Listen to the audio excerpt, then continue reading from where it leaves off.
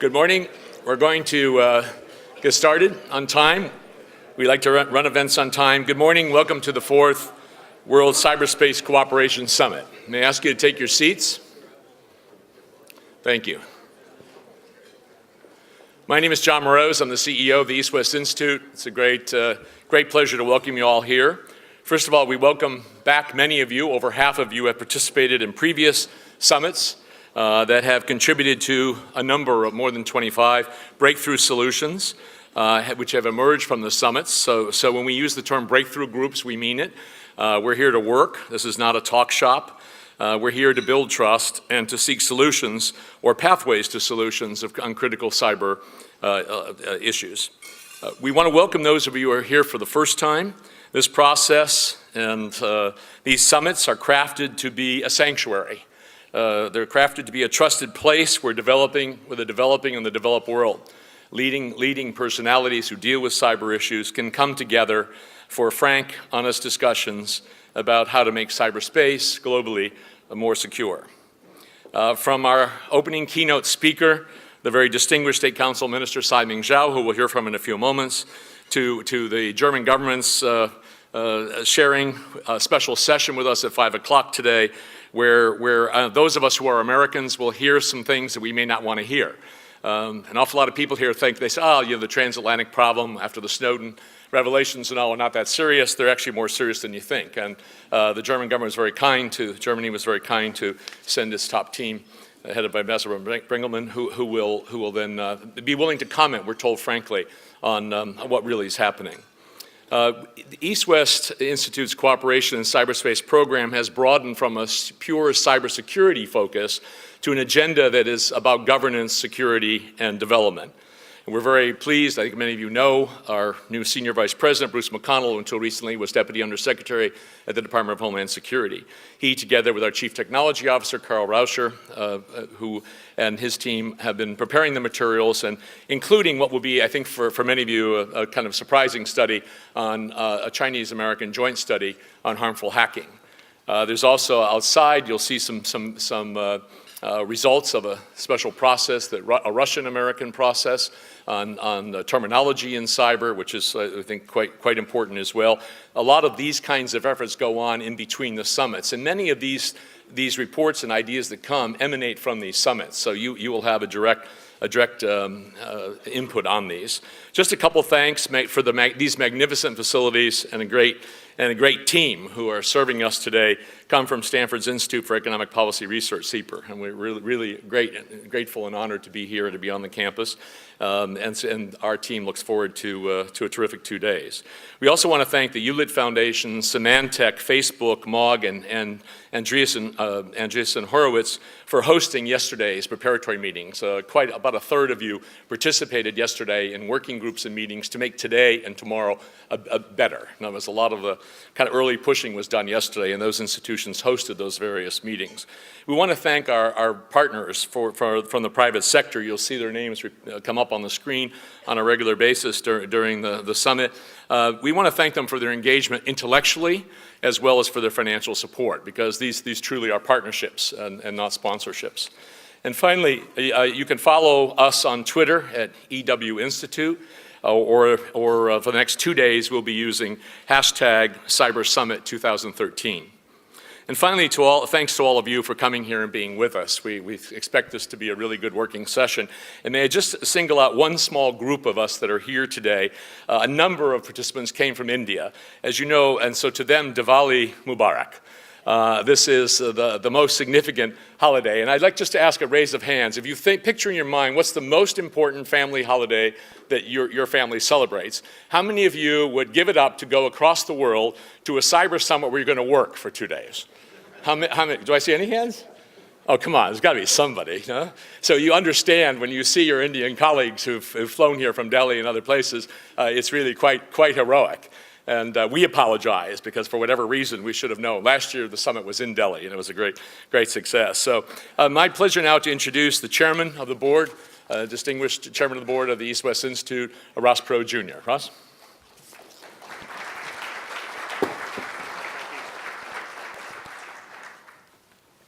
John, thank you very much and welcome. Good morning to everybody. It is my pleasure on behalf of the EastWest Institute to get this great event started. It is appropriate that our fourth cybersecurity conference take place in Silicon Valley. We salute our partners led by Stanford University's Institute for Economic Research and IEEE.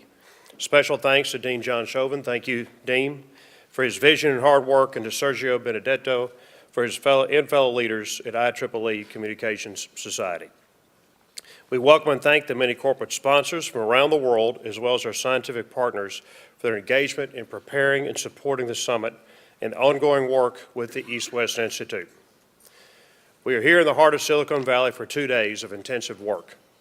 We are citizens from more than 40 nations. We come from the fields of technology, policy, law enforcement, and business. We're part of a larger process, bigger than ourselves. Nearly 1,000 professionals have populated earlier summits in New Delhi, London, and Dallas. Their work has led to real achievements, from undersea cable protection to fighting spam. You will soon hear details of the pioneering policy study that the EastWest Institute is currently completing with the Internet Society of China on the seemingly intractable problems of harmful hacking. This will be a fast-paced event. We'll start and stop on time, and we'll have plenty of time for great discussion. As John Mroz has indicated a moment ago, we have maximized the amount of time for breakout groups so many voices can be heard. Our Senior Vice President, Bruce McConnell, CTO, Carl Roscher, and our whole team at EastWest assure you that many of the ideas and work you generate over the next 2 days will become part of the ongoing agenda leading for the 5th summit that will be in Europe next autumn. I'd now like to turn the floor over to our host, our partner, John Shoven, Director of the Stanford Institute for Economic Research and the Charles Schwab Professor of Economics here at Stanford University. John.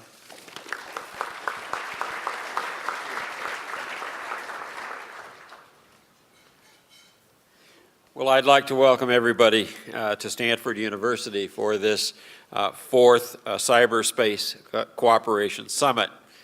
As director of the Stanford Institute for Economic Policy Research, or SIEPR as we call it, I'm very pleased to be one of the co-hosts of this event. SIEPR is a nonpartisan economic policy research institute that deals with economic issues not only in the United States, but in the developed and the developing countries around the world. I also would like to add my thanks to the SIEPR staff and to the EWI staff who have worked hard to make this summit happen. You might wonder why an economics institute would co-sponsor a conference on cybersecurity. But then you might think of how many transactions take place via the internet: travel reservations, restaurant reviews, banking, shopping, real estate valuations, dating, investing, you name it. Now think of the tremendous disruption that the lack of trust in the security of the web would cause the economy. It would literally roll back the economic progress of the last few decades immediately. We can't let that happen. So I hope the exchanges that take place during this summit help us to find more concrete answers to securing our economies, both individually and collectively. And once again, I'm very pleased to host or be a co-host of this event. Welcome.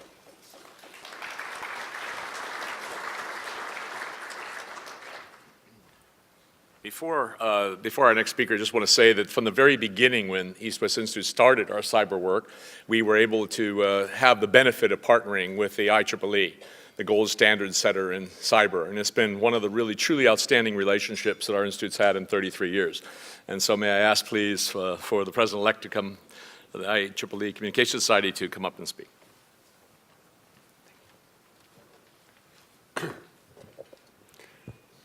Thank you, John. It is an honor for me to be here among such a distinguished assembly of subject matter experts and stakeholders from all around the world. I'm from Italy, and so I'm rather familiar with beautiful surroundings, as you may imagine. And so, first of all, I would like to compliment the EastWest Institute for its selection of this wonderful part of the world with such a pleasant surrounding and weather.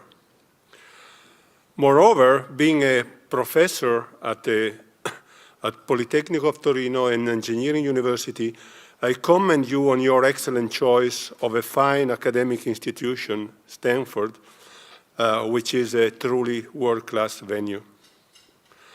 We come here today with very serious subjects, very difficult problems of high consequence for people all around the world.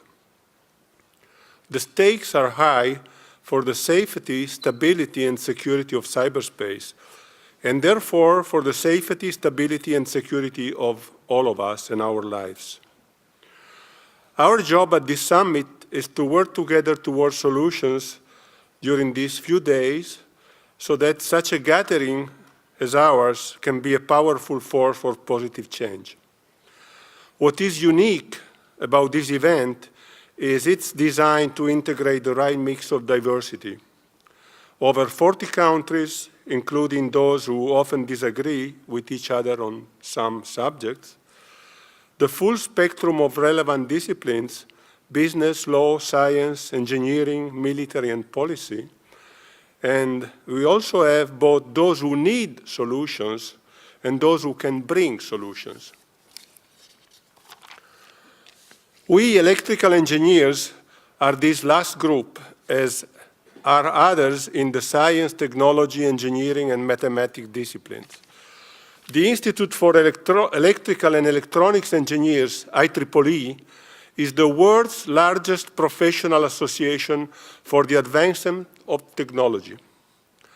Its 500,000 members from all over the world have been the constant, innovative, driving force that has created the cyberspace. Among its members, I can cite Claude Shannon, the pioneer of information and communication technology, Vint Cerf, a former professor at this university and among the fathers of the internet, the present Stanford president, John Hennessy, who was awarded last year with the IEEE Medal of Honor. And I also would like to mention Karl Raucher, CTO of the EastWest Institute, who is the visionary for the breakthrough policy development approach that has been so successful with the IEEE Roguchi initiative in 2009, and then for the past 3 editions of this summit. And as the representative of the IEEE scientific community this morning in this opening ceremony, I call on my fellow engineers to listen to the unmet needs, have a sense of the very real danger that our world faces, and put you into the problem-solving task before you. In closing, let me say that for many diplomats and politicians, I think that cyberspace is still like a room scattered full of puzzles, where no matter how hard they try, they cannot put the pictures together. From my seat as president of the IEEE Communications Society for the next 2 years, I have been encouraged to see growing interest from electrical engineers to help solve very important policy problems in cyberspace. CAR's now extensive record of work, including strategic bilaterals among superpowers, proves that electrical engineers can make the critical difference in this arena that has accumulated too many unsolved problems.